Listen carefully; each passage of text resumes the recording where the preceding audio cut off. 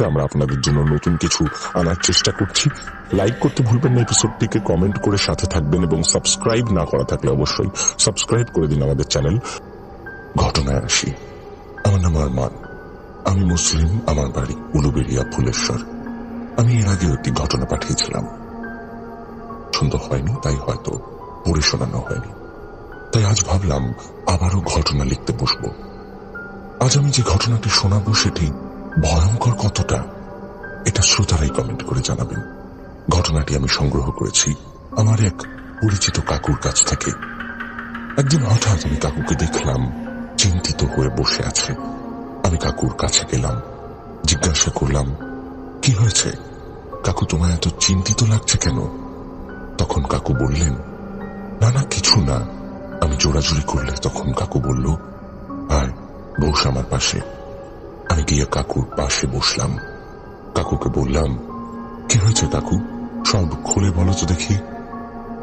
কাকু বলতে শুরু করলো, আমিন আসছে আমাকে নিতে। আমি বললাম, কে আমিন? আমার জানা মতে তোমার তো কোনো ছেলে নেই, বউও নেই, তাহলে আমিন কে? কাকু বলল, যে আমার বউকে আর ছেলেকে নিয়ে গেছে। আমি বললাম, কে নিয়ে গেছে, কোথায় নিয়ে গেছে? আর তুমি তাহলে এতদিন ধরে আমাদের কাছে এই কথাটা লুকিয়ে এসেছ? তখন কাকু চেঁচিয়ে বলল, সে মেরে ফেলেছে আমার বউ আর ছেলেকে। আমি কাকুর চোখ দেখে আঁচকে উঠলাম। কাকুকে এই রূপে কোনো দিন দেখিনি। আমি কাকুকে বললাম, কাকু ঘটনাটা কি বলো তো, আর এই আমিনটাই বা কে? তখন কাকু বলল, আমিন নামটা ছোট হলেও সে শয়তানের থেকেও শক্তিশালী।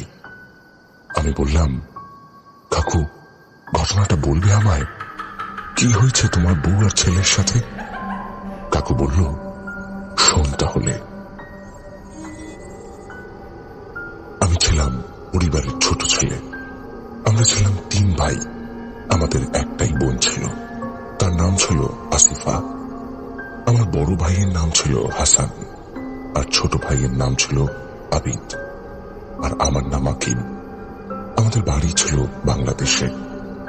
আমি বললাম, তাহলে কাকু তুমি যে আমাদের বলেছিলে যে তোমার নাম বাপ্পা আর তুমি হিন্দু?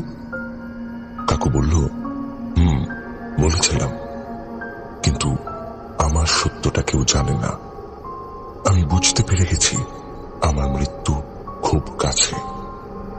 আমি বললাম, কি হয়েছিল কাকু, বলবে একটু? তখন কাকু বলল, আমার বয়স এখন 45। 28 বছর আগে 1997 সালে আমাদের পরিবারটা সুখী পরিবার ছিল। কিন্তু হঠাৎ একদিন আব্বু খুব অসুস্থ হয়ে পড়ে। তখন আমার বড় ভাই সিদ্ধান্ত নিল যে আব্বু তো মারা যাবে, তো যা জায়গা পাতি আছে আমরা 3 ভাই ভাগ করে নেব। বড় ভাইয়ের কথা শুনে আমরা 2 ভাই ভাবলাম, ঠিকই তো বলছে হাসান, চলো তাহলে আজই আব্বুকে বলি জায়গার বিষয়। আমার সাথে হাসান আর আবিদও একমত জানালো। আমরা আব্বুর কাছে গেলাম। হাসান বলল, আব্বু তুমি তো আর কিছুদিনের মধ্যে চলে যাবে, তাই ভাবলাম জায়গাটা যদি আমাদের ভাগ করে দিতেন তাহলে ভালো হতো। তখন আব্বু বলল, আমাকে সুস্থ করার চিন্তা না করে তোরা আমার জায়গার পেছনে পড়ে আছিস। ভালো হয়েছে তোর মা আমার আগেই চলে গেছে, না হলে আজ এই দিন তাকেও দেখতে হতো। তখন আবিদ বলল, দেখো আব্বু, তোমার শরীর এখন অনেক খারাপ, কে জানে কখন তোমার হঠাৎ কিছু হয়ে যায়, তখন তো আর আমরা জায়গা পাবো না। তাই যদি আগে দিয়ে দিতেন তাহলে ভালো হতো। আর তাছাড়াও আমরা ভাবছিলাম যে কাল তোমাকে কলকাতায় একটা ভালো হাসপাতালে ভর্তি করব। আব্বু বলল, লাগবে না তোদের সেবা যত্ন। আমি লক্ষ্য করেছি এতদিন তোরা আমার পিছনে পড়িসনি, আমার জায়গার পিছনে পড়েছিস। আমি তোদের জায়গা সম্পত্তি কিচ্ছু দেব না।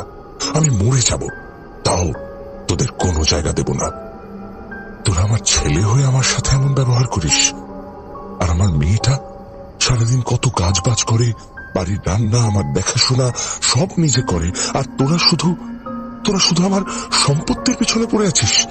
ছি, তোদের মতো ছেলে আমার কপালে জুটলো। তখন হাসান বলল, দেখো আব্বু, আমরা তোমার ছেলে, তাই তোমার সবকিছুতে আমাদের হক আছে, আর সম্পত্তি না দিলে আমি আলাদা ব্যবস্থা নেব, এই বলে রাখলাম। এই বলে হাসান দ্রুত চলে গেল। আমি আর আবিদ বললাম, আব্বু, তুমি তো জানো হাসান কেমন রাগী, ও যা ইচ্ছা তাই করতে পারে। আমরা চাই না তোমার কোনো ক্ষতি হোক, তাই জায়গাটা আমাদের নামে লিখে দাও। আব্বু বলল, দেব না, যা জায়গা যা সম্পত্তি আমি সব আমার মেয়েকে দেব। শুধু তোদের জন্য মেয়েটার বিয়ে হচ্ছে না, মেয়েটা পড়াশোনা ছেড়ে দিল আমার জন্য। আর হাসান তো মদ গাঁজা জুয়া খেলে আমার অর্ধেক টাকা শেষ করে দিয়েছে। এখন কি তোরা ওর মতো হতে চাস? আমি বললাম, না আব্বু, আমরা শুধু বলছি যে হাসান যা রাগী, ও যদি তোমার কোনো ক্ষতি করে দেয়, তাই বলছি দিয়ে দাও। আব্বু বলল, যা ইচ্ছা করুক, আমি কিচ্ছু দেব না। আমার মেয়েটার বিয়ে দিয়ে ওর নামে সব লিখে তবে আমি শান্তিতে মরব। আমি আর আবিদ কোনো কথা বাড়ালাম না, আমরাও চলে আসলাম আব্বুর কাছ থেকে। তারপর রাতে খাওয়া দাওয়া করে আমি, হাসান আর আবিদ বসে আলোচনা করছি যে কি করে আব্বুকে রাজি করানো যায়। হাসান বলল, কাল আবার যাবো আব্বুর কাছে, এবার না দিলে বুড়োর গলা টিপে মেরে দেব। আবিদ বলল, না, এমন কিছু করিস না, কারণ যাই হয়ে যাক আব্বু কিছুতেই রাজি হবে না। হাসান বলল, তাহলে কি করব? এমনি ছেড়ে দেবো নাকি? আমরা কাজ করে সংসার চালাচ্ছি, আর ওই হতভাগা মেয়েটাকে সব জায়গা দিয়ে দেবে? আমি কিছুতেই এটা মেনে নেব না, আমি কিছু তো একটা করব, দেখ খালি তোরা। আমি ভয়ে ভয়ে বললাম, কি করবি হাসান? দেখ ভাই, কিছু কিছু উল্টো পাল্টা করতে চাস না, আব্বু কিছু দেবে না, বাদ দে না। আব্বু এখন আমাদের উপর রেগে আছে, তাই এমন বলছে, শান্ত হয়ে গেলে নিজেই সব দিয়ে দেবে আমাদের। হাসান বলল, তোরা কি জানিস আমি যা জানি? ওই মেয়েটাকে আমি সহ্য করতে পারি না, কেন জানিস? আমি বললাম, কেন? হাসান কিছু বলতে যাবে, হঠাৎ শুনতে পেল বাইরের উঠোন থেকে কারোর দৌড়ানোর আওয়াজ এলো। হাসান তাড়াতাড়ি বাইরে গিয়ে দেখল আসিফা ওর ঘরে ঢুকে গেল। এই দেখে হাসান মনে মনে বলল, তাহলে তুই সব শুনে নিয়েছিস? ঠিক আছে, জায়গা জমি তো কিছু পাবি না, আর তোর আসল রূপ আমি কালকেই সবার সামনে তুলে ধরব। আবিদ বলল, কি বলছিস এসব? কাকে বলছিস? হাসান বলল, কালই বুঝতে পারবি, সম্পত্তি তো আমাদেরই হবে। সম্পত্তি তো আমাদেরই হবে। তারপর আমরা ঘুমিয়ে পড়লাম। সকালে ঘুম থেকে উঠে দেখি হাসানকে কোথাও দেখতে পাচ্ছি না। ভাবলাম হয়তো কাজে গেছে। দুপুর হয়ে গেল, তাও হাসান বাড়ি আসছে না। আমি আবিদকে বললাম, হাসান এখনো বাড়ি আসছে না কেন? কিছু খাবে কি খাবে না বুঝতে পারছি না তো। আবিদ বলল, কি জানি, বাদ দে, হয়তো কোনো হোটেল থেকে কিছু কিনে খেয়ে নিয়েছে। ওর কথা শুনে আমি আর মাথা ঘামালাম না। তারপর রাত হয়ে গেল, তাও হাসান বাড়ি আসছে না। রাত 9টা বেজে গেল, হাসানের কোনো খোঁজ নেই। আর তখন গ্রামে রাত 9টা মানে গভীর রাত। আমি আবিদকে বললাম, কি ব্যাপার, হাসান এখনো আসছে না কেন? আবিদ বলল, দেখ, হয়তো প্রতিদিনের মতো আজও মদ খেয়ে কোথাও পড়ে আছে। আমি বললাম, চল তো একবার দেখে আসি। আবিদ বলল, না না, বাদ দে, ওর নেশা কাটলে ঠিক ফিরে আসবে। আমি তাও জোর দিয়ে বললাম, তা চল না একবার, ও যেখানে সব খায় গিয়ে একবার দেখে আসি, যতই হোক ও তো আমাদের ভাই। আবিদ অবশেষে নিরুপায় হয়ে বলল, চল দেখি। আমরা টর্চ লাইট নিয়ে বেরিয়ে পড়লাম। মাটির রাস্তা পেরিয়ে ধান ক্ষেত পেরিয়ে তাল বাগান সব পেরিয়ে আমরা নিজেদের গন্তব্যে উঠলাম। চারিদিকে সুপারি গাছ, নারকেল গাছ, বাঁশঝাড়। হঠাৎ দেখলাম এক জায়গায় হারিকেনের মিটমিটে আলো জ্বলছে। সেখানে কি দেখলাম পাড়ার কিছু লোক বসে মদ খাচ্ছে আর জুয়া খেলছে। তাদের মধ্যে আমি একজনকে চিনি। তাকে বললাম, আকরামদা, আমার দাদাকে দেখেছো, হাসানকে? আকরামদা নেশায় বলল, ওই না তো, আজ তোর দাদা আসেনি। তোদের দাদার বদলে আজ তো একটু নেশার সফর করে যা। এই বলে ওখানে যারা ছিল সবাই হাসতে লাগলো। আবিদ আমায় বলল, চল এখান থেকে চল। আমি আর বেশি কথা বাড়ালাম না, চলে আসলাম ওখান থেকে। আবিদ বলল, রাত মনে হচ্ছে গভীর, চল আগে বাড়ি ফিরে চল, কাল সকালে দাদা ঠিকই ফিরবে। আমিও বললাম, চল। আমরা বাড়ি চলে আসলাম। বাড়ি এসে দেখি আসিফার ঘরে একটা মিটমিটে আলো জ্বলছে। আমি ভাবলাম হয়তো হ্যারিকেন জ্বালিয়ে ঘুমোচ্ছে। তাকেই বলে দিই, আসিফার বয়স তখন ছিল 18, আর আমার আব্বুর অনেক জায়গা জমি ছিল। বলতে গেলে পাড়ার মধ্যে সব থেকে বেশি জায়গা জমি ছিল আমার আব্বুর। ঘটনায় ফিরে আসি। আমি আর বেশি কিছু ভাবলাম না, আমি আমার ঘরে ঘুমোতে চলে গেলাম। সকালে ঘুম থেকে উঠে দেখি হাসান বাড়িতে আসেনি। ভাবলাম এখনো আসেনি কেন। আস্তে আস্তে দুপুর হয়ে গেল, তারপর রাত, তাও হাসানের কোনো খোঁজ নেই। আমি ভয় পেয়ে গেলাম। হাসান এখনো আসছে না কেন?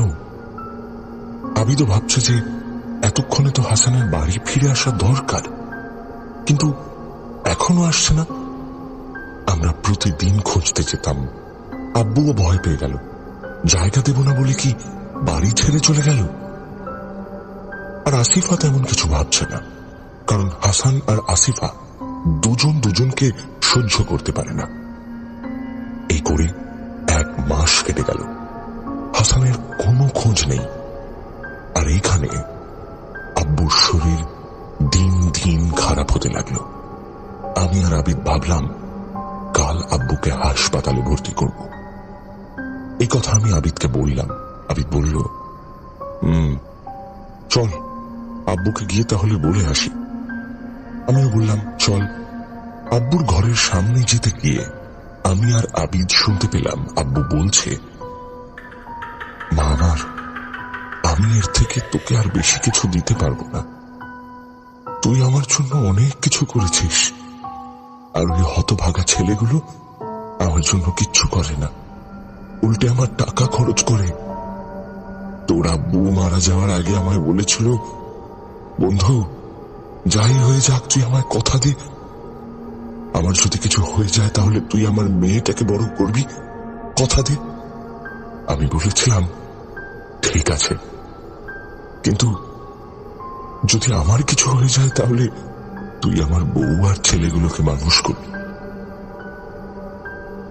এরপর একদিন তোর আব্বুর অস্বাভাবিক মৃত্যু হলো। কেউ বুঝতে পারল না তোর আব্বু কি করে মারা গেল। যেন মনে হচ্ছিল কোনো একটা পশু তোর আব্বুকে ছিঁড়ে খেয়েছে। থাক মা, থাক এসব কথা। আজ তোকে আমি আমার যা সম্পত্তি আছে সব লিখে দিলাম।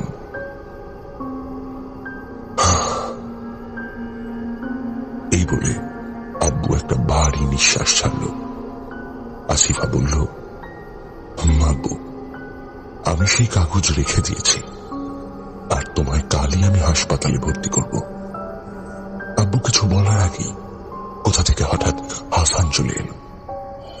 হাসান এসে আব্বুর গলা ধরে বলল, তুই বুড়ো, তোর সব সম্পত্তি ওই মেয়েটাকে দিয়ে দিলি? আমরা তো নিজের ছেলে হয়ে আমরা কিছু পাবো না, তোকে তো আজ মেরেই ফেলবো বলে হাসান আব্বুর গলা টিপে ধরল।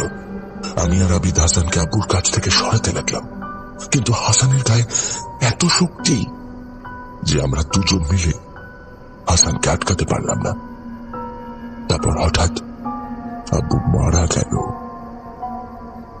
আমি আব্বুকে দেখলাম, আব্বু কিচ্ছু বলছে না, জিভ অনেকটা বেরিয়ে পড়েছে, বড় বড় চোখ করে উপরের দিকে তাকিয়ে আছে। আমি বললাম, আব্বু, ও আব্বু, কিছু বলছো না কেন? আবিদ বলে উঠল, আকিব, ছেড়ে দে, আব্বু মারা গেছে। আমি ভয়ে কি করব কিছু বুঝতে পারছি না। আমি হাসানের কলার ধরে বললাম, কি করলি এটা তুই? তুই তুই আমাদের আব্বুকে বেড়ে ফেললি। হাসান আমার হাত ছাড়িয়ে চলে গেল। সর। দেখলাম আসিফা নেই, সেও চলে গেল নিজের ঘরে।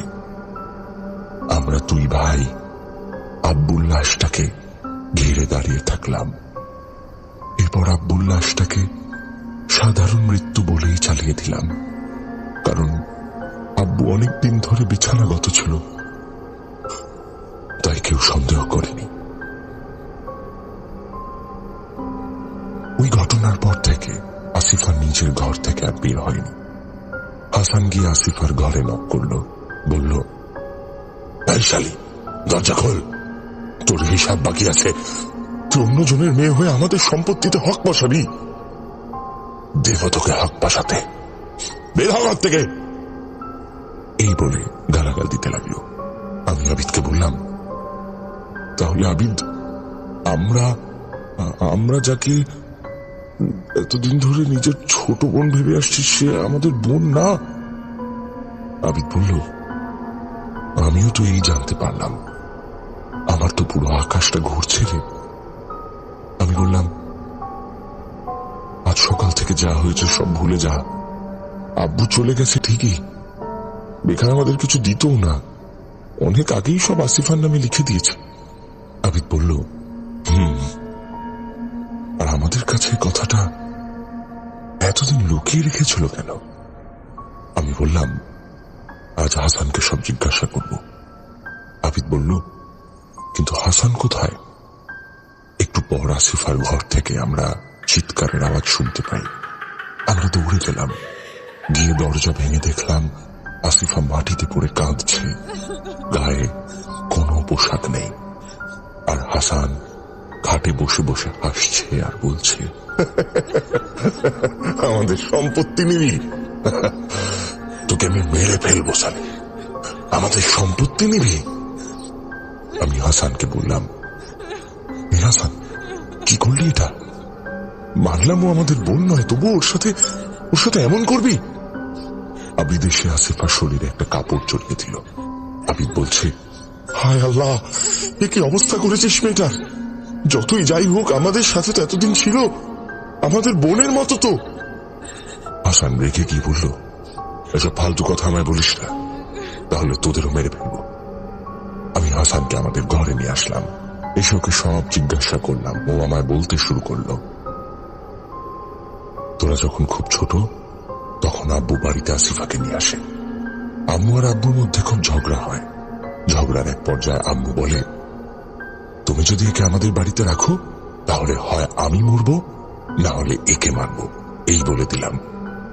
তখন আবিদ জিজ্ঞাসা করলো, আমরা তখন কোথায় ছিলাম? হাসান বলল, তখন তোরা ছোট ছিলিস। ওই তখন আব্বু ওকে নিয়ে এসেছে। তারপর আম্মুর ওই কথা শুনে আব্বু ওকে কোথাও একটা রেখে আসে। যখন আম্মু জিজ্ঞাসা করলো, ওকে কোথায় রেখেছ? আব্বু বলল, বিক্রি করে দিয়েছি। আম্মু তখন বলল, ভালোই হলো। তারপর হঠাৎ একদিন আম্মুর শরীর খারাপ হতে শুরু করলো। আম্মু খুব দুর্বল হয়ে গেল, রোগা হয়ে এলো। এমন রোগা হয়ে গেল যেন মনে হচ্ছিল কোনো কঙ্কালের গায়ে কেউ চামড়া বসিয়ে দিয়েছে। আর আম্মু রোজ আমায় বলতো, জানিস হাসান, আমি না কাউকে দেখতে পাই, সে খুব ভয়ঙ্কর। তার সাদা সাদা দুটো চোখ, যেন তার চোখের কালো অংশটা নেই। তার লম্বা লম্বা বড় বড় নখ। আমার দিকে আস্তে আস্তে এগিয়ে আসে আর বলে, চল আমার সাথে, আমি তো তোকে নিতে এসেছি। এই বলে খুব পৈশাচিক হাসি দিত। আমি রোজ রাতে একই স্বপ্ন দেখি, জানিস? এই শুনে আমি বললাম, ও কিছু না, তুমি ভুলভাল চিন্তা করছো, তুমি সুস্থ হয়ে যাবে। এইভাবে আস্তে আস্তে দিন কাটতে লাগলো, আর আম্মু দিন দিন শুকিয়ে এগিয়ে যেতে লাগলো। হঠাৎ করে একদিন আম্মু মারা গেল। তখন তোরা অনেক ছোট ছিলিস। আব্বু আমায় বলেছিল, যদি এই কথা তোদেরকে বলি তাহলে আমায় কিছু দেবে না, সম্পত্তিও দেবে না। আমায় লোভ দিয়েছিল সব সম্পত্তি আমার নামে লিখে দেবে। তাই আমিও তোদের কিছু বলিনি, কিন্তু আজ বলতে হলো সব। তারপর সেই রাতে আমরা যে যার মতন ঘুমিয়ে পড়লাম হাসানের কাছে সমস্তটা শুনে। আস্তে আস্তে দিন কাটতে লাগলো। আসিফা নিজের ঘর থেকে বাইরে বের হতো না, শুধু রান্না করত। হঠাৎ একদিন রাতে আমি বাইরে যাব বলে উঠে দেখলাম হাসান নেই। আমি ভাবলাম হয়তো বাইরে গেছে, কিন্তু না, বাথরুমেও কেউ নেই। মাটির দিকে চোখ পড়তে দেখলাম ছিটে ছিটে রক্ত পড়ে আছে। আমি রক্তের দিকে এগিয়ে গেলাম, দেখলাম হাসানের লাশ পড়ে আছে, কিন্তু লাশের মুন্ডু নেই। আমি এটা দেখে ভয় চিৎকার করে উঠলাম, বাবা গো! দেখলাম গাছ থেকে টপ টপ করে রক্ত পড়ছে। গাছের দিকে তাকিয়ে দেখলাম হাসানের মুন্ডু ঝুলছে। মুন্ডুতে কোনো চোখ নেই, চোখের জায়গা দুটো গর্ত। কেউ যেন চোখ খুবলে তুলে নিয়েছে। আমি এটা দেখে অজ্ঞান হয়ে গেলাম। সকালে চোখ খুলে দেখলাম পাশে আবিদ বসে আছে, আর পাশে লোকজন ভর্তি। দেখলাম গ্রামের লোকজন হাসানের লাশটাকে ঘিরে দাঁড়িয়ে আছে, আর দুটো ডোম এসে হাসানের লাশটাকে তুলছে। আবিদ আমায় বলল, সকালে উঠে দেখি তুই তেঁতুল গাছের নিচে অজ্ঞান হয়ে পড়ে আছিস, আর তোর পাশে হাসানের মৃতদেহ পড়ে আছে। আমি দেখে গ্রামের লোকজনকে ডেকে আনলাম। আবিদ আমায় বলল, তুই কি দেখেছিস কাল রাতে? আমি বললাম, হাসানের কাটা মাথাটা তেঁতুল গাছে ঝুলছিল। হাসানের শরীর এমন ভাবে ক্ষত বিক্ষত হয়েছিল যেন কোনো পশু ছিঁড়ে খেয়েছে। আবিদ বলল, হাসানের মাথাটা পাওয়া যাচ্ছে না। আমি বললাম, কি বলছিস? আমি তো গাছে দেখলাম আটকে আছে। আবিদ বলল, হ্যাঁ, কিন্তু এখন আর পাওয়া যাচ্ছে না। আমি বললাম, তাহলে কি সেই ভয়ঙ্কর পশুটাই নিয়ে গেছে? আবিদ বলল, কেমন পশু? তুই কি কিছু দেখেছিস? আমি বললাম, না, কিন্তু আমি দেখেছি হাসানের শরীর ক্ষত বিক্ষত। কেউ যেন বড় বড় নখ দিয়ে গোটা শরীর আছড়ে দিয়েছে। তোর মনে আছে সেদিন যখন আব্বু বলছিল আসিফার আব্বুর মৃত্যু? আবিদ বলল, হ্যাঁ, আসিফার আব্বুর ঠিক এমনই মৃত্যু হয়েছিল যেমনটা হাসানের হয়েছে। কিন্তু এটার মানে বুঝতে পারছি না যে। আমি বললাম, আমিও তো কিছু বুঝতে পারছি না। আবিদ কিছু বলতে যাবে, তার আগেই পাশের বাড়ির একটি কাকু এসে বলল, দেখো বাবা, তোমার আব্বু আর তোমার দাদার সাথে যা হয়েছে খুবই খারাপ হয়েছে, কিন্তু তোমার দাদার মৃত্যুটা স্বাভাবিক না। কাল রাতে ওই 2টো নাগাদ আমি তোমাদের বাড়ির কাছ থেকে কিছু অস্বাভাবিক শব্দ শুনতে পাচ্ছিলাম। কেউ যেন খুব রাগান্বিত হয়ে কিছু বলছে, আর তার গলার আওয়াজটা একটা ছেলে আর একটা মেয়ের মেশালে যেমন আওয়াজ হয় ঠিক তেমন। আমি ভাবলাম হয়তো তোমাদের ভাই বোনদের ঝগড়া হচ্ছে, তাই আর মাথা ঘামাইনি। কিন্তু তারপর আওয়াজটা তীব্র হলো। বাইরে বের হয়ে যেটা দেখলাম, কিছু বলার আগে আসিফা এসে বলল, কাল রাতে গরুগুলো গোয়াল ঘর থেকে অনেক চিৎকার করছিল, তাই আমি বাইরে বেরিয়ে ওদের কিছু খেতে দিয়ে ঘুমোতে গেছি। কাকু বলল, কিন্তু তোমায় যে আমি। বলার আগে আবিদ বলল, ও কাকু, তোমার বয়স হয়েছে তাই বেশি চিন্তা করছো, যাও বাড়ি যাও, না হলে আবার কাকিমা খেপে উঠবে। কাকু বলল, হয়তো আমি ভুল দেখেছি, বয়স হচ্ছে তো। বাদ দে, তোরা কিছু মনে করিস না। তোদের এই পরিস্থিতিতে আমি এসে ভুলভাল বকছি। আমিও বললাম, আরে না কাকু, যাও, তুমি বাড়ি যাও। হাসানের মৃত্যুর পর 2 দিন কেটে গেল। আমরা আসিফার সাথে বেশি কথা বলি না, শুধু খাবার সময় দেখা হয়। তেমন একটা একটা আসিফ আর নিজের ঘরের বাইরে বেরোয় না। একদিন হঠাৎ পাশের বাড়ির কাকুটি এসে বলল, এই আবিদ আবিদ। আমি আর আবিদ বাইরে বের হলাম। বললাম, কি হয়েছে কাকু? কাকু বলল, তোদের যে মেইন গেটের সামনে গোয়াল ঘরটা ছিল, তোদের সহ্য হচ্ছিল না? গরুগুলোকে আমার বাড়ির পাশে কেন রেখেছিস? বলে রাখি, আসিফার ঘরটি কাকুটির বাড়ির পাশেই। বলতে গেলে কাকুর ঘরের দেয়াল আর আসিফার ঘরের দেয়াল একসাথেই। আমরা কাকুকে বললাম, কি বলছো কাকু? আমরা আসিফার ঘরে কেন গরু বাঁধবো? আমাদের কি জায়গা কম পড়েছে? আর তাছাড়া আমরা 4 দিন আগেই আমাদের গরু বিক্রি করে দিয়েছি, হাতে বেশি টাকা পয়সা ছিল না তো তাই। কাকু বলল, গরু যদি না থাকে তাহলে ওগুলো কিসের আওয়াজ আসে রাতে? আবিদ বলল, কিসের আওয়াজ? কাকু বলল, আগে যেমন আওয়াজ শুনতে পেয়েছিলাম ঠিক তেমনই আওয়াজ। আবিদ বলল, কাকু তুমি বাইরে কোথাও গিয়ে একটু ঘুরে এসো, কি সব ভুলভাল বকছো? যাও তো, বেকার মাথা খারাপ করো। এমনিতেই সকাল থেকে মেজাজ ভালো নেই। কাকু আর বেশি কথা বাড়ালো না, নিজের বাড়ি চলে গেল। আমার একটু সন্দেহ হলো। বললাম, কি ব্যাপার বলতো? কাকু একবার না হয় ভুল বুঝেছেন, কিন্তু আরেকবার তো হতে পারে না, তাই না? আবিদ বলল, তুইও কি সব ভুলভাল চিন্তা করছিস, ছাড় সব কথা, চল। এই বলে আবিদ ঘরে ঢুকে গেল। আমি আর কিছু ভাবলাম, ঘরে ঢুকে গেলাম। রাতে খাওয়া দাওয়া করে যে যার ঘরে ঘুমিয়ে পড়লাম। হঠাৎ রাতে একটি শব্দে আমার ঘুম ভেঙে গেল। শব্দটা ঠিক কোথা থেকে আসছে বুঝলাম না। আমি আবিদকে উঠালাম, বললাম, এই আবিদ, শুন তো, এটা কিসের শব্দ? আবিদ বলল, কাকু যেমন আমাদের বর্ণনা দিয়েছিল ঠিক তেমনই আওয়াজ আসছে। আমি বললাম, চল চল দেখি কিসের আওয়াজ এটা। আবিদ বলল, এই যদি সেই ভয়ঙ্কর পশুটা হয়, যদি আমাদের কোনো ক্ষতি করে দেয়, কি করবি তখন? আমি বললাম, তেমন কিছু না, চল না দেখি না জিনিসটা কি। তারপর আমরা বাইরে গেলাম। বাইরে গিয়ে শুনতে পেলাম কেউ যেন কোন একটি পশুকে পোষ মানাচ্ছে, আর তার নিঃশ্বাসের আওয়াজ শুনতে পেলাম। আওয়াজটা আসিফার ঘরের দিক থেকে আসছে। আমরা আসিফার ঘরের কাছে যেতেই হঠাৎ আওয়াজটা বন্ধ হয়ে গেল।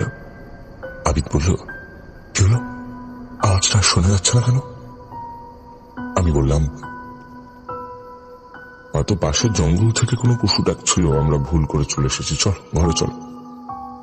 যেই আমরা ঘরের দিকে পা বাড়ালাম, ঠিক তখনই শুনতে পেলাম কেউ জোরে জোরে মন্ত্র পড়ছে, আর কেউ আমাদের ফিস ফিস করে বলছে, আয় আয় দেখ, আয়, আমায় তো দেখতে আসছিলিস, দেখ আমায়, দেখ দেখ। এটা শুনে আমরা ভয় ঘরে ঢুকে গেলাম। তারপর আবিদ বলল, জানিস, আমার মনে হয় আমাদের এই ভিটেটাই খারাপ জায়গা। যত তাড়াতাড়ি পারি চল, জায়গার দলিল নিয়ে আমরা অন্য জায়গায় চলে যাই। আমি বললাম, কিন্তু জায়গার দলিল তো আসিফার নামে, ওর থেকে কি করে আদায় করবি? ও তো দেবে না। আবিদ বলল, দিবে না, ঠিক আছে, আমি দেখে নেব জায়গা দেবে না নাকি। আমি বললাম, তাহলে মৃত্যু অব্দি অপেক্ষা কর, তবেই সব দলিল পাবি। আবিদ বলল, অপেক্ষার কি আছে, নিজের হাতে শেষ করতে আমার 2 মিনিট লাগবে ওকে। আমি বললাম, আমিও এই কথাটাই ভাবছিলাম, কিন্তু কি করে মারাবি আর কখনই বা করবি এটা? আবিদ বলল, কাল ওর মৃত্যু হবে, কাল রাতে ওকে প্রথমে ভালোই ভালোই বলবো, না দিলে ওকে মেরে ফেলবো। আমরা যখন কথা বলছিলাম তখন দেখলাম একটা বিড়াল ঘরে বসে ঘুমাচ্ছে। আবিদ বিড়ালটাকে দেখে বলল, এখানে আবার কোত্থেকে বিড়াল ঢুকলো? এই বলে আবিদ বিড়ালটাকে একটা লাথি মেরে বাইরে ফেলে দিল। বিড়ালটা কিছুক্ষণ আবিদের দিকে এক দৃষ্টিতে তাকিয়ে চলে গেল। আমরা যে যার মতন ঘুমিয়ে পড়লাম। পরের দিন সকালে উঠে যে যার মতন কাজে চলে গেলাম। দুপুরে এসে খাওয়া দাওয়া করে একটু রেস্ট নিচ্ছিলাম। আবিদ বলল, আকিব, তাহলে আজ রেডি তো? আমি বললাম, হালকা ভয় করছে। আবিদ বলল, হ্যাঁ, ভয় করলে চলে? এটা করলে আমরা সারা জীবনের জন্য বড় লোক হয়ে যাবো যে। আমি ওর কথায় একমত জানালাম। রাত হতেই ঠিক ওই 11টার সময় আবিদ বলল, চল আসিফার ঘরে যাই। আসিফার ঘরের কাছে যেতেই দেখলাম আসিফা নিজের ঘর থেকে বের হচ্ছে। আমি বললাম, তোর সাথে কিছু কথা আছে, চল ঘরে ঢুক। আসিফা বলল, তোমাদের ঘরে চলো। আমি বললাম, না, তোর ঘরে যাই, চল। আসিফা কিছু না বলেই আমাদের ঘরে ঢুকে গেল। আবিদ বলল, এখন সব সম্পত্তি তোর নামে, তাই আমাদের কথা শুনছে না। আজ ওর কি একদিন, আমার একদিন। আমি বললাম, বাদ দে না, চল, যা করে তাড়াতাড়ি করতে হবে, চল। আবিদ বলল, চল। আমরা ঘরে গেলাম। গিয়ে আসিফাকে বললাম, দেখ আসিফা, আব্বু তোর নামে যা লিখে দিয়েছে আমাদের দিয়ে দে, কারণ আমাদের আব্বু তোর আব্বু না, আর তোর কোনো হক নেই আমাদের সম্পত্তিতে হক বসানো। আসিফা বলল, আব্বু নিজে থাকতে সব আমায় দিয়েছে, আমি তো তোমাদের কিছু দেব না, কিছুতেই দেব না। আবিদ বলল, দেখ, ভালো ভালো বলছি, দিয়ে দে, না হলে কিন্তু আমার কাছে অন্য উপায় আছে। আসিফা বলল, ও আচ্ছা, আমায় মেরে ফেলতে চাও? দেখি তাহলে তোমাদের কত দম। আবিদ বলল, তুই কি ভেবেছিস তুই সম্পত্তি না দিলে তোকে ছেড়ে দেব? আমি বললাম, আচ্ছা আসিফা, তুই কি করে জানলি আমরা মারবো তোকে? আসিফা বলল, আমি সব জানি, তোমরা কি করবে কি করবে না।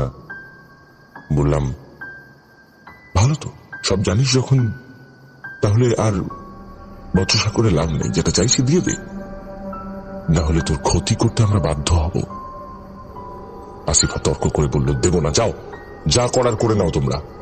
এই বলে চলে যেতে লাগবে, আর ঠিক তখনই আবিদ হাত ধরে বিছানায় ফেলে দিল আসিফাকে, চড় মেরে গাল ধরে বলল, যা আছে সব আমাদের নামে লিখে দে, নাহলে হাসান তোর সাথে যা করেছে আমরা তাই করব। আসিফা আবিদের হাত কামড়ে পালানোর চেষ্টা করলো। আবিদ আসিফার গলা টিপে ধরে বলল, দিবি না তো, দেখ এবার তুই কেমন করে মরিস। আসিফা ছটফট করতে লাগলো। আমার এই অবস্থা দেখে খারাপ লাগছিল, আমি ছাড়াতে যাচ্ছিলাম, আর তখনই আসিফা ওর হাতের কাছে যে হ্যারিকেনটা ছিল ওটাকে দিয়ে আবিদকে মারতে গেল। আমি সামনে চলে যাওয়ায় আমার মাথায় লেগে গেল, আর আমি অজ্ঞান হয়ে পড়ে গেলাম। তারপর কি হয়েছে আমার আর মনে নেই। যখন আমার মনে শক্তি ফিরল, দেখলাম গোটা ঘরে দাউ দাউ করে আগুন জ্বলছে, আর আবিদ আসিফাকে খাটের সঙ্গে বেঁধেছে। দেখলাম আসিফার মাথা ফেটে গেছে, আবিদের গোটা হাত মুখে খামচানোর দাগ। আমি আবিদকে বললাম, এই আবিদ, চল বাইরে, এক্ষুনি গোটা ঘর পুড়ে যাবে, আরে আমরাও পুড়ে মরবো, আসিফাকে খোল। আবিদ রাগান্বিত হয়ে বলল, আমি সই করে সব তারপর নেব, ও ঠিক দেবে, না হলে এখানে ওকে পুড়িয়ে মারবো। আমি বললাম, পাগলামো করিস না, বাহিরে চল, বাড়ির অর্ধেক পুড়ে গেছে। আবিদ বলল, তুই যা, একে মেরে তবে আমি যাব। আমি বেশি কিছু না ভেবে বাইরে বের হলাম। বাইরে বের হয়ে দেখি গ্রামবাসীরা চিল্লাচ্ছে, সবাই আগুন নিভানোর চেষ্টা করছে। সবাই আমায় দেখে বলল, কি করে আগুন লাগলো বাড়িতে? আবিদ, আসিফ কই? ওদের কেউ বের কর। আমি বললাম, ওরা কিছু দরকারি কাগজ নিচ্ছে, এক্ষুনি চলে আসবে। আর আমি জানি না কি করে আগুন লাগলো, আমি তো ঘুমোচ্ছিলাম, উঠে দেখি বাড়িতে আগুন লেগেছে। পাশের বাড়ির সে কাকুটি বলল, যাই হোক, কেউ ওদের বের করার চেষ্টা করো। এমন সময় আমরা সবাই শুনতে পেলাম একটা বিকট চিৎকার, আবিদের চিৎকার। একটা লোক বলে উঠল, কি হলো এটা, কিসের চিৎকার ছিল? তারপর আর কোনো আওয়াজ এলো না, শুধু আগুনের দাউ দাউ করে আওয়াজটা ছাড়া। কিছুক্ষণ পর হঠাৎ কারোর শরীর বাড়ির ভিতর থেকে কেউ ছুঁড়ে ফেললো আমাদের দিকে। সেই শরীর আমাদের পায়ের কাছে এসে পড়ল। দেখলাম আবিদের মৃত শরীর।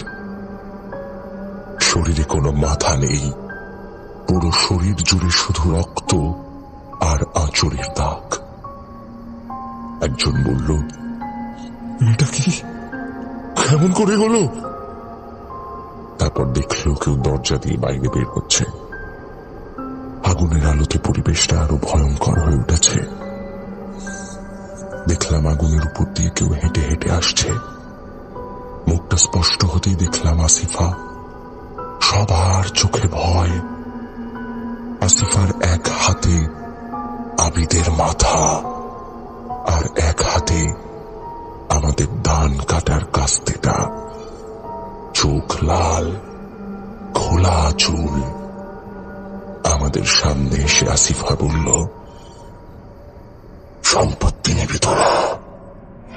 দেখ, এই আমার সম্পত্তির দিকে চোখ তুলেছিল, দেখেছিস তো এর কি অবস্থা করলাম?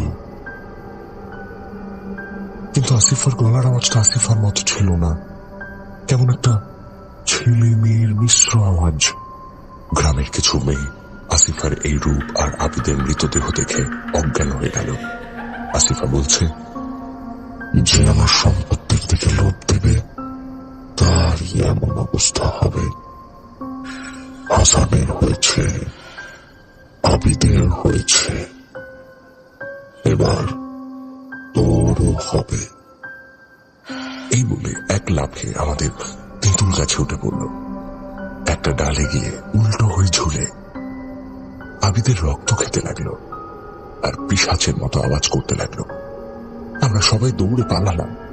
সেখানে শুধু আমি একা দাঁড়িয়েছিলাম, আর আসিফা গাছের উপর থেকে পিশাচের মতো হাসছিল। হঠাৎ করে আমার সামনে এক লাফে নেমে এলো।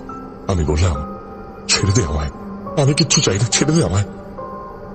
আসিফা বলল, তোকেও তোর ভাইদের মতো মরতে হবে। আরো পরে গিয়ে তোদের ভাইদের বলে দিবি কি কারণে মরেছিল না। আমি বললাম, ছেড়ে দে, তোর পায়ে পড়ি, তোর পায়ে পড়ি। এই বলে অজ্ঞান হয়ে গেলাম। যখন জ্ঞান ফিরল দেখলাম পাশের বাড়ির কাকুর বাড়িতে। আমি কাকুকে বললাম, আমি এখানে কি করে এলাম? কাল রাতে যা হয়েছে ওগুলো কি সব সত্যি? কাকু বলল, হ্যাঁ সব সত্যি। তুই যা দেখেছিস আমরাও তাই দেখেছি। সকালে আমরা আর কিছু গ্রামবাসী তোদের বাড়ির কাছে গিয়ে দেখি আবিদের মৃতদেহ নেই, আর তুই অচেতন অবস্থায় পড়ে আছিস, তাই তোকে আমরা আমাদের বাড়িতে নিয়ে আসি। আমি বললাম, আসিফা কোথায়? আসিফাও ছিল না, মনে হয় কোথাও পালিয়েছে। কিন্তু আমার মনে হয় ও আবার আসবে তোকে নিতে। না কাকু, ও কিছু করার আগে তো আমাদের কিছু একটা করতে হবে, নইলে ও যা ওকে নিয়ে যাবে। আমি উঠে দাঁড়ালাম, কাকুকে বললাম, কিছু গ্রামবাসীকে নিয়ে চলো, পীর সাহেবের কাছে যাবো কাকু, পীর সাহেবের কাছে যাবো। কাকু বলল, একজন পীর সাহেবকে আমি চিনি, তবে সে এখানে থাকে না, এখান থেকে একটু দূরে থাকে। আমি বললাম, আজ চলো, আজ চলো, না হলে কিছু একটা ক্ষতি করে দেবে কাকু। কিছু গ্রামবাসীকে নিয়ে পীর সাহেবের কাছে গেলাম। গিয়ে সব খুলে বললাম। সব শুনে পীর সাহেব বলল, এটা কোনো সাধারণ জিন না, আজ রাতে ওকে ডাকবো, না হলে ও তোদের গ্রাম কবর বানিয়ে দেবে। আমি বললাম, হ্যাঁ বাবা, কিছু একটা করুন। পীর সাহেব বলল, আজ রাত 12টার পর আমি আমার কাজ শুরু করব। সবাই এখানেই থাকবে, কিন্তু কোনো মেয়ে যেন না থাকে। পীর সাহেবের কথা শুনে আমরা জ্যাঠার বাড়িতে চলে আসলাম। আমি আর আমার বাড়িতে গেলাম না। আবিদের লাশও খুঁজে পেলাম না, আসিফাকেও খুঁজে পেলাম না। আমি সারাদিন কাকুর বাড়িতে ছিলাম। রাত হতেই আমরা কয়েকজন গ্রামবাসী বেরিয়ে পড়লাম পীর সাহেবের কাছে। পীর সাহেবের কাছে গিয়ে বললাম, বাবা আছো? পীর সাহেব নিজেই ঘর থেকে বের হলো, বলল, দাঁড়া, আমি অজু করে আসছি। পীর সাহেব অজু করে এসে নিজের কাজ শুরু করলো। একটা গোল দাগ কেটে বলল, তোরা এখানে বস, এ দাগটার বাইরে কেউ যাবি না, বিপদ হবে। আমরা গোল দাগটার ভিতরে গিয়ে বসলাম। পীর সাহেব কিছু দোয়া পড়ল আর একটুখানি জমজমের পানি চারিদিকে ছিটিয়ে দিল। হঠাৎ হাওয়ার তেজ বেড়ে উঠল, গাছপালা নড়ছে, যেন বড় ঝড় উঠতে চলেছে। দেখলাম বাতাসে যেন কেউ বলছে, পীর, তোর খুব সাহস না? তোর বউ ছেলে সবাইকে মেরে দেব, আমার সাথে লাগতে আসিস না, জানিস না আমি কে? পীর সাহেব বলল, আমি জানি তুই কে, তুই তো মারিদ। আর তোর হয়তো মনে নেই কিভাবে তোকে আমি বন্দি করেছিলাম। জিনটি রাগী গলায় বলল, আমাকে আবার বের করেছে, এবার আমি আরো শক্তিশালী হয়ে গেছি, এবার আমি সব শেষ করে দেব।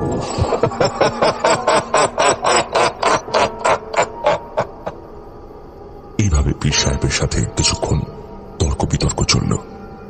এক পর্যায়ে পীর সাহেব বলল, সামনে আয়, নাহলে তোকে খুঁজে বের করতে আমার খুব একটা বেশি সময় লাগবে না। আমরা দেখলাম অন্ধকারের মধ্য থেকে কেউ একজন হেঁটে আসছে। স্পষ্ট হতে দেখলাম আসিফা। আসিফার চোখ দুটো সাদা, চুলগুলো খোলা। আসিফা পীর সাহেবের কাছে আসতেই পীর সাহেব জমজমের পানি গায়ে ছিটিয়ে দিল এবং দুয়া পড়ার লাঠি নিয়ে নাড়তে লাগলো। আসিফা ব্যথায় চিৎকার করছে। চিৎকারটি এতটাই ভয়ঙ্কর ছিল যে আমরা ভাবছিলাম এক্ষুনি এখান থেকে চলে যাই, কিন্তু পীর সাহেব দাগ থেকে বের হতে দেননি। আসিফাকে মারার পর এক পর্যায়ে আসিফা অজ্ঞান হয়ে গেল। তারপর পীর সাহেব বলল, ওকে আমি তাড়িয়ে দিয়েছি, আর আসবে না, আসলেও ওকে আমি আমার কাছে বন্দি করে রেখে দেব, তোমরা এখন যাও। আমরা বাড়ি ফেরার জন্য আসিফাকে তুলতেই আসিফা বলল, ছাড় আমায়, এবার তোরা সব মরবি। বলি আমার গলাটা টিপে ধরলো, আমি নিঃশ্বাস নিতে পারছিলাম না, আমার চাগিয়ে তুলেছিল। পীর সাহেব জমজমের পানি গায়ে ছিটিয়ে দিতে ছেড়ে দিল। তারপর আসিফা বলল, হাফিজ, তুই কিন্তু খুব বড় ভুল করছিস, আমায় আটকে আমার কাজ করতে দে, নাহলে তোকেও শেষ করে দেব। বলতেই পীর সাহেব বলল, তুই এমন করে মানবি না, না? দেখ তোর কি করি। পীর সাহেব যে নিজের লাঠিটা তুলতে যাবে, আসিফা পীর সাহেবকে লাথি মেরে ফেলে দিল আর কাকুর গলা টিপে ধরে বলল, তুই আমার অনেক কাজে বাধা দিয়েছিস, তোকে তো আমি ছাড়বো না। বলি আসিফা কাকুকে এক আছাড় মারল। আমি কাকুকে তুলতে গেলাম, আমাকে হাওয়ায় ভাসিয়ে তুলল আসিফা। আরো যে কিছু গ্রামবাসী ছিল তারা সবাই রে করে যে যেখানে পারল দৌড় দিল। শুধু এখানে আমি, কাকু, পীর সাহেব আর পীর সাহেবের কয়েকজন সহকর্মী আছি। পীর সাহেব জোরে জোরে আয়াতুল কুরসি পড়তে লাগলো, নিজের আঙুল দিয়ে আসিফার কান চেপে ধরল। আসিফা ব্যথায় ছটফট করছে। আমি গিয়ে কাকুকে তুললাম। তারপর পীর সাহেব চেঁচিয়ে নিজের সাথে যারা ছিল তাদেরকে বলল, সূরা ইয়াসিন পড়ো তাড়াতাড়ি। পীর সাহেবের কথা শুনে সবাই ইয়াসিন পড়তে লাগলো। আসিফা জোরে জোরে চিৎকার করছে, মাটিতে পড়ে নিজের মাথা ঢুকছে।